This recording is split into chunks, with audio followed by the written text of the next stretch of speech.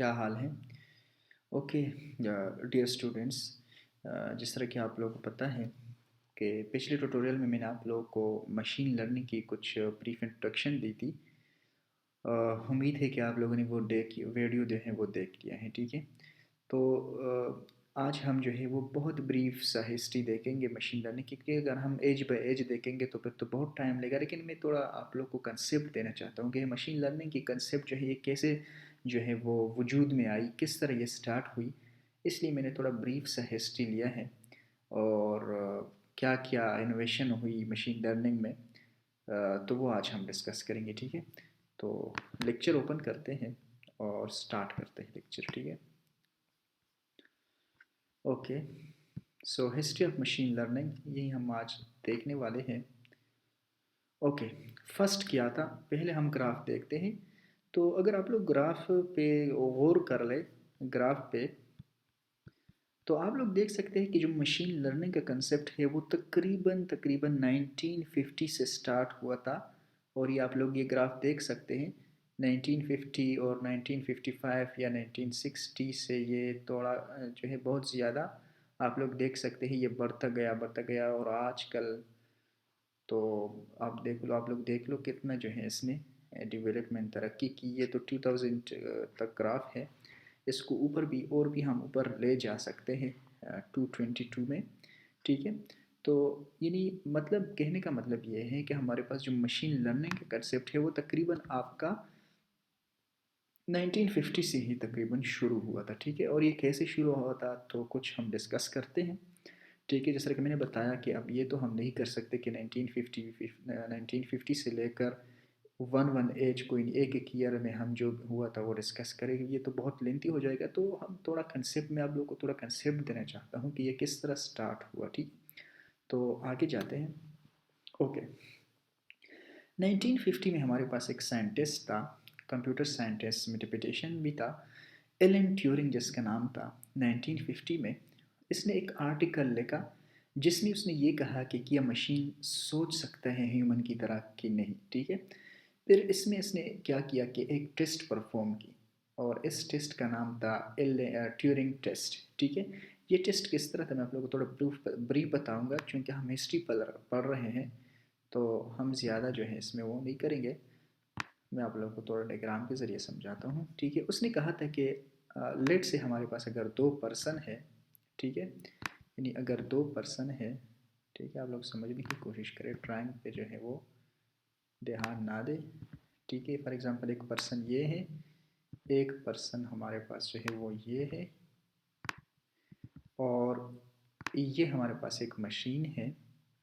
यानी अगर मैं आप लोगों को ये बता दूं कि अगर हमारे पास ये तीन रूम्स हैं, ठीक है, उसने कहा था कि अगर हमारे पास थ्री रूम्स है, ये रूम वन है, ये रूम टू है, ये रूम थ्री है, एक रूम में हमारे पास पर्सन है, दूसरे रूम में भी पर्सन है, तीसरे रूम में हमारे पास एक मशीन है, कंप्यूटर है। अब ये पर्सन क्या करता है कि ये कुछ हमारे पास मैसेज सेंड करता है, ठीक है। यानी इस पर्सन को वो मैसेज सेंड करता है और यही पर्सन इस मशीन को भी मैसेज सेंड करता है, ठीक है। अच्छा, एलन ने क्या कहा कि अगर ये पर्सन है, कोई पर्सन है, इस पर्सन को इस रूम में मैसेज सेंड करता है और सेम पर्सन इस मशीन को भी मैसेज सेंड करता है, ठीक है। अब एलन ने ये कहा कि अगर ये पर्सन यहाँ से भी, यानी ये पर्सन इसको रिप्लाई दे रहा है, ठीक है, मैसेज का, और मशीन भी रिप्लाई दे रहा है इस पर्सन को। अब एलन ने ये कहा कि अगर ये पर्सन इस चीज़ को फील ना करे, यानी उसको ये महसूस ना हो या वो ये डिटेक्ट ना करे कि दोनों तरफ से या दोनों रूम से जो मेरे पास रिप्लाई आ रहे हैं वो यानी अगर वो ये ना समझ ले कि एक रिप्लाई मशीन की है, एक रिप्लाई पर्सन की है। अगर उसने ये समझ लिया कि यहाँ से जो रिप्लाई आ रहा है ये तो बिल्कुल ह्यूमन है, लेकिन यहाँ से जो रिप्लाई आ रहा है वो मुझे मशीन की लगती है, तो फिर तो मशीन सोच नहीं सकती है। उसने ये कहा था कि ये टेस्ट अगर फिल हुआ इसका मतलब कि ये machine think, machine can not think. लेकिन एलन ने ये कहा कि अगर ये पर्सन जो है यहाँ से अगर मैसेज आ रहा है वो कह रहा है कि ये तो ह्यूमन है, और ये मशीन जब इसको रिप्लाई देता है तब भी इस पर्सन को ये फील नहीं होता कि ये मशीन है, बल्कि वो कहता है कि ये भी ह्यूमन है। ठीक है, यानी इतना इंटेलिजेंट तरीके से वो अगर इस पर्सन को एंटरटेन करे ह्यूमन की तरह, तो हम कहेंगे, एलन ने कहा था कि हम फिर कहेंगे कि मशीन सोच सकता है। ठीक है, मशीन सोच सकता है। यानी अगर ये टेस्ट पास हुआ, पास होने का मतलब ये है कि अगर ये मशीन इस तरीके से रिप्लाई दे दे मैसेज का इस पर्सन को कि इसको फील ही ना हो कि ये मशीन है, बल्कि वो ये फील करे कि ये तो मेरे साथ कोई ह्यूमन लगा है, तो फिर हम कहेंगे कि ये टेस्ट पास हो गया और हम कहेंगे कि मशीन सोच सकता है। ठीक है। अच्छा जी, ठीक है, ये तो एलन का तो जो था ये टेस्ट था, ये 1950 में उसने ये कंसेप्ट दे दिया था। आगे जाते हैं। अच्छा, 1952 में आर्थर सैमुअल, ये एक साइंटिस्ट है आईबीएम में, इसने एक जो है वो गेम डेवलप किया जिसका नाम था चेकर्स। ठीक है, और इस गेम का जो खास जो जो कैपेबिलिटी थी या प्रॉपर्टी थी, वो ये थी कि ये सिर्फ लर्निंग गेम था। कैसे? फॉर एग्जांपल अगर ये गेम विन कर जाता था तो वो मतलब खुद लर्न करता था, वो ये लर्न करता था कि किन स्टेप्स की बिना पे मैं जीता जीता हूँ। तो इसी तरह वो लर्न करता था, अगर वो जो है वो हारता था तो भी जो है वो इससे लर्न करता था कि किन स्टेप के बिना पे मैं हार गया हूँ। तो इसी तरह वो लर्निंग करता था और इसी की बिना पे वो इम्प्रूव करता था। ठीक है, परफॉर्मेंस को। तो ये सिर्फ लर्निंग गेम था। मैं आप लोगों को ब्रीफ बताता हूँ, अगर आप लोग इसके बारे में मज़ीद जानना चाहते हैं तो ज़ाहिर बात है बहुत सारी हिस्ट्री है, यानी थ्योरी आप लोगों को मिल सकता है, लेकिन मैं आप लोगों को थोड़ा जो है वो जिस तरह कि मैंने बताया कि ओरिजिन बता रहा हूँ कि किस तरह ये मशीन लर्निंग जो है वो कंसेप्ट में आ गया। ठीक है, तो 1952 में ये आर्थर सैमुअल ने ये एक गेम बनाया था, सेल्फ लर्निंग गेम, जिसका नाम था चेकर्स। ठीक है, आगे जाते हैं। अच्छा, 1958 में हमारे पास फ्रैंक रोजन रोजन ये रोजनटेल है। इसने 1958 में एक जो है एल्गोरिथम डिज़ाइन किया जिसका नाम था परसेप्ट्रॉन। परसेप्ट्रॉन क्या होता है? जिस तरह कि मैंने बताया, ये आर्टिफिशियल न्यूरल नेटवर्क पे काम करता है। ठीक है, करता था। ठीक है, ये सिंपल हमारे पास एक मॉडल था, एक एल्गोरिथम था, जो कि एक इसमें एक सिंपल एक न्यूरॉन होता था। न्यूरॉन, आर्टिफिशियल न्यूरल नेटवर्क का आप लोगों ने नाम सुना होगा। ये एक अलग सब्जेक्ट है, ये बहुत बड़ी स्टोरी है, लेकिन मैं आप लोगों को चुन के एक हिस्ट्री बता रहा हूँ। तो 1958 में इसने एक एल्गोरिथम डिज़ाइन किया जिसका नाम था परसेप्ट्रॉन, और ये बाइनरी क्लासिफिकेशन के लिए यूज़ होता था। फॉर एग्जांपल अगर हमारे पास ये एक न्यूरॉन है, कोई इनपुट हम देते हैं, फॉर एग्जांपल मैं कोई इमेज देता हूँ और मैं उससे कहता हूँ कि आया जो इमेज है ये डार्क का है या नहीं। तो चूंकि ये बाइनरी क्लासिफायर था, ये मॉडल परसेप्ट्रॉन, तो ये न्यूरॉन मुझे बताता था कि येस या नो में मुझे आंसर देता था, येस या नो। यानी अगर मैं कोई इनपुट दे रहा हूँ, मैं उसे कहता हूँ कि ये डार्क का इमेज है, तो वो कहता है कि ये मैं वैसे आप लोगों को समझा रहा हूँ कि ये बाइनरी क्लासिफायर का मतलब ये है। तो ये मुझे येस या फिर नो में बताता था, कोई एक हमारे पास आंसर इसका आता था। ठीक है, फिर ये बहुत सिंपल मॉडल था परसेप्ट्रॉन। ठीक है, जिसका नाम था परसेप्ट्रॉन। 1958 में इस साइंटिस्ट ने ये डेवलप किया था। ठीक है, अच्छा।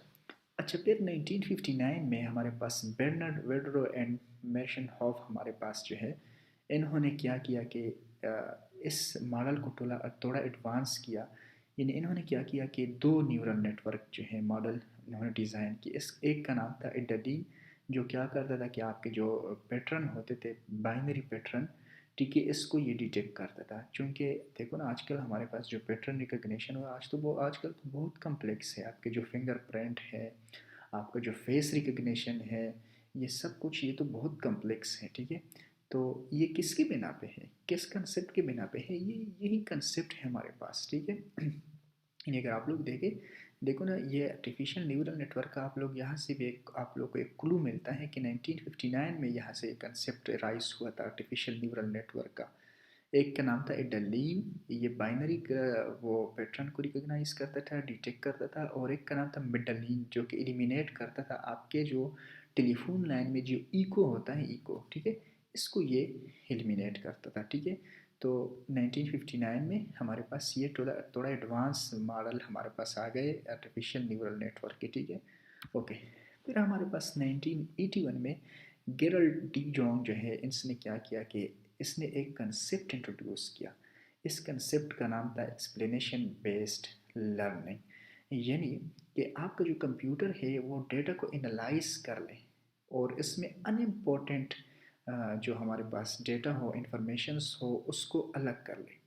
यानी आप लोगों को यहाँ भी एक क्लू मिलता है कि डेटा साइंस के कंसेप्ट देखो यहाँ से राइज हो रहा है, ठीक है।